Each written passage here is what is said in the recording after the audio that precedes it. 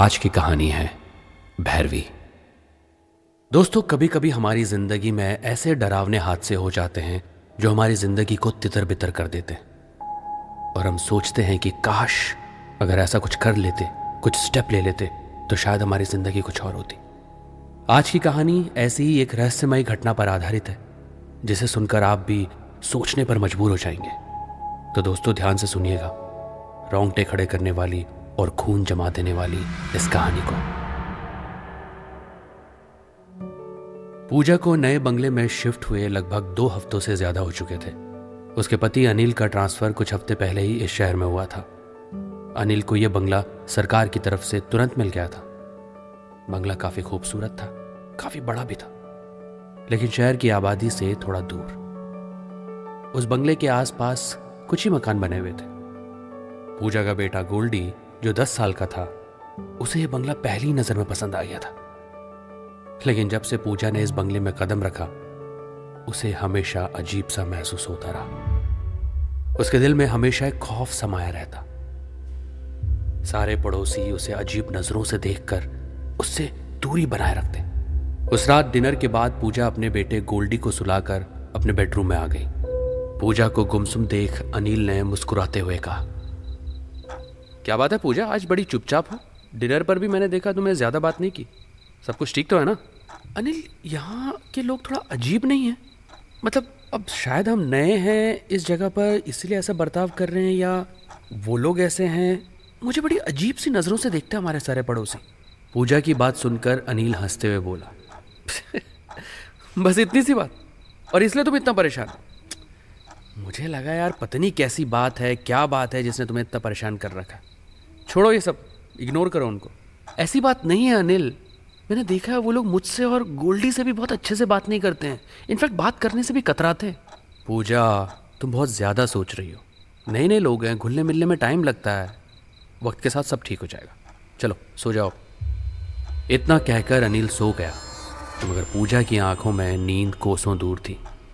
काफ़ी रात के बाद पूजा की आंख लग गई थी कि तभी उसकी कानों में किसी की फुसफुसाहट की आवाज़ सुनाई दी। पूजा ने जब फुसफुसाहट को गौर से सुना तो बुरी तरह से चौंक गई। आवाज़ उसके बेटे गोल्डी की थी। गोल्डी किसी से बातें कर रहा था। पूजा अपने बेडरूम से उठकर सीधे गोल्डी के कमरे में आ गई।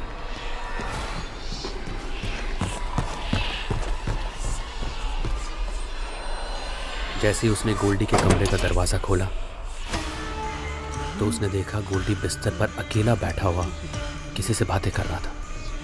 ये देखकर पूजा पूरी तरह से डर गई। गोल्डी, गोल्डी इतनी रात में किससे बात कर रहे हो बेटा? गोल्डी अपना मासूम सा चेहरा बनाकर बोला, अपनी फ्रेंड भैरवी से। भैरवी? गोल्डी, तुम पागल हो गए हो क्या? इस घर में हम तीनों के अलावा और कोई नहीं रहता। पूजा की बात सुनकर गोल्डी उठकर पूजा के पास आकर खड़ा हो गया और उसने बहुत आहिस्ता से पूजा से कहा, मम्मी, मेरी और भैरवी की सीक्रेट दोस्ती है और उसने मुझे मना किया है कि हमारी दोस्ती के बारे में किसी को नहीं बताना। मम्मी, आप कमरे से बाहर चली जाइए ना प्लीज़। देखिए भैरवी मुझे गुस्से में देख रही है। गोल्डी की बात सुनकर पूजा बुरी तरह से घबरा गई और उसे भी अचानक महसूस होने लगा कि उन दोनों के अलावा कमरे में कोई और मौजूद है।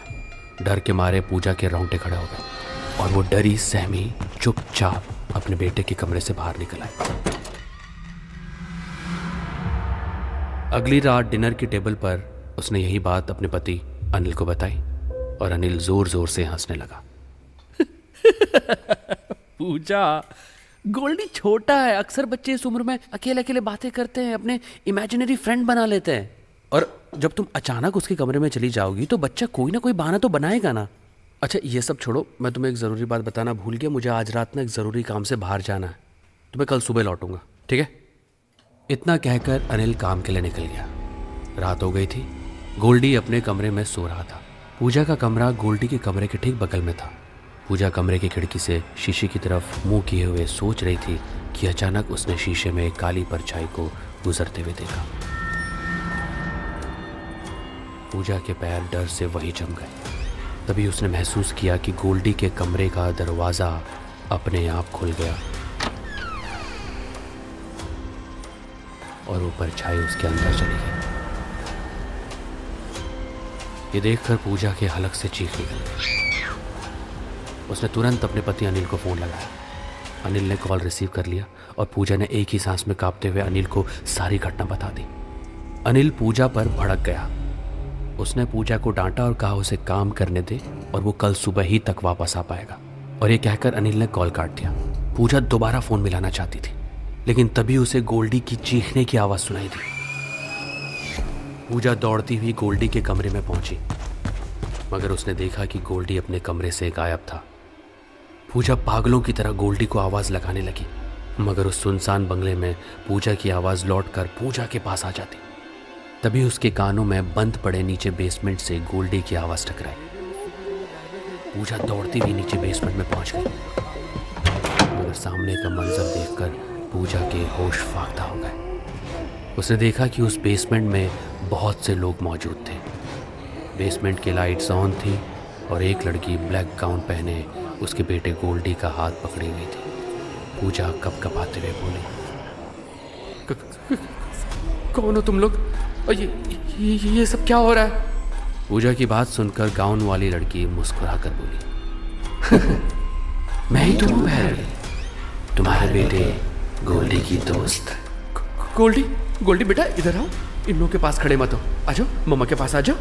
पूजा ने नोटिस किया कि उसकी बात सुनकर गोल्डी के चेहरे पर गुस्सा झलकने लगा और वो गुस्से में बोला, नहीं, मैं अपनी फ्रेंड को छोड़कर अब आपके पास नहीं आऊँगा, मुझे यहाँ पर बहुत अच्छा लगता है मम्मा। तभी उस लड़की ने मुस्कुराते हुए पूजा की ओर देखकर कहा, घबराओ मत, गोल्डी अब तुम्हारे पास कभी नहीं आएगा, लेकिन अब तुम भी यहाँ से कभी वापस नहीं जा पाओगी। उस लड़की ने इतना कहा था कि अचानक उन सबके चेहरे देखते ही देखते भयानक हो गए। भैरवी का चेहरा भी किसी डायन में तब्दील हो गया था। उसने बेहद फुर्ती से पूजा को पकड़ लिया। पूजा बुरी तरह से चिल्लाने लगी, मगर सब ने पूजा को दबोच लिया। पूजा ने देखा कि गोल्डी का चेहरा भी काफी भयानक हो गया था। अचानक भैरवी ने गोल्डी की तरफ देखकर कहा, देख क्या है माय फ्रेंड, ये लो चाकू और काट दो इसका गला, तुम्हें और हमें, हम सबको इसका खून पीना है। गोल्डी ने बगैर देरी किए एक झटके में वो चाकू अपनी माँ की गर्दन में चला दिया और एक खून का फुहारा पूजा की गर्दन से फूट पड़ा।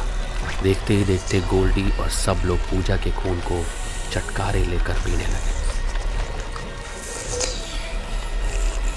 और कुछ ही पलों में वो सब गोल्डी सहित गायब हो गए।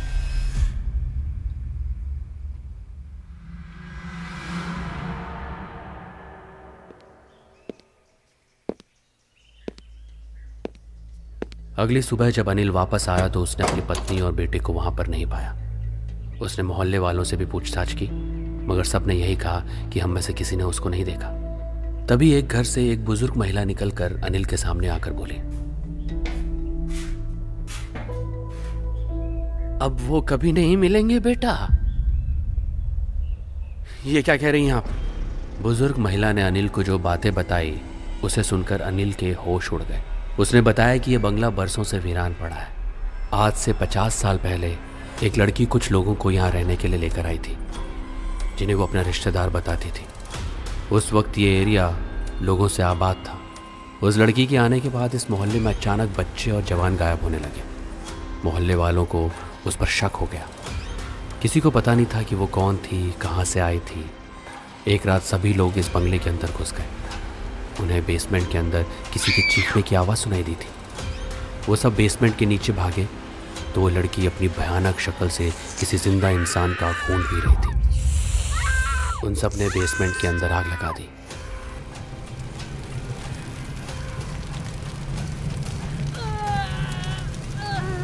वो लड़की जलकर वही राख हो गई।